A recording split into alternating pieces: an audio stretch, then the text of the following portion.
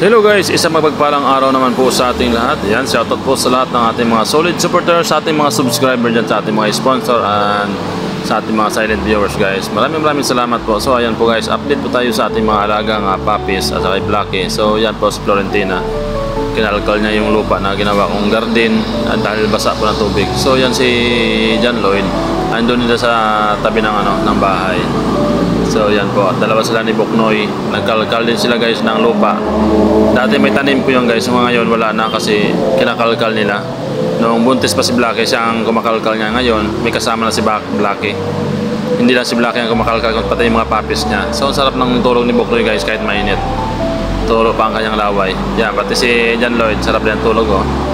Yan. So yan si Boknoy guys, pinaliguan ko kanina. Tapos may kuto. May garapata sa tainga, tinanggal ko 4 na piraso. Yun. Yan na naman sila sa ano naman sila guys, sa lupa na naman. Kaya nagkakaroon sila ng kuto, pulgas. Gawa ng sa lupa sila nakatambay. Nagbago na sila guys, hindi na sila pupunta doon sa loob ng bahay o doon sa aking kwarto. Hindi na sila natutulog doon. Mainit din sila doon, pagtanghali mainit din. Kaya ginagawa nila guys dito sa tabi ng mga barracks, bahay. Doon sila nakatambay kasi pag binabasa ko ng tubig medyo malamig-lamig, tapos doon sila hihiga kagaya niyan. Nandiyan po sila.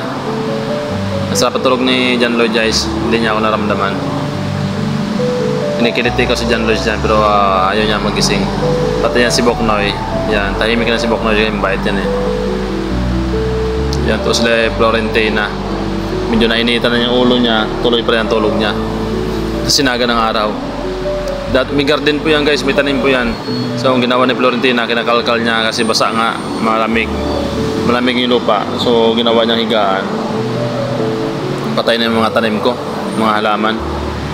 Buti hindi nagalit guys yung asawa ng caretaker kasi mga halaman niya ubos na, pinagkakalkal nila. So tingnan nyo guys, patay na mga damo dahil sa sobrang init talaga na panahon. So mayroon pong isang aso dyan na nalagay ko na lupa at may tubig. Si po yan, si Chinchin. Diyan po siya nakatambay sa ilalim ng upuan. Yan. Hindi ko lang masyado nilapitan guys kasi tumatakbo siya pag nagulat.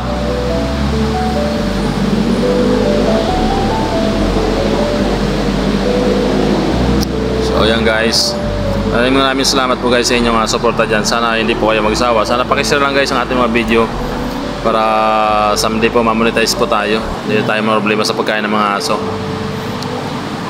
Kasi medyo malakas na guys yung pagkain nila kasi gawa ng malalaki na.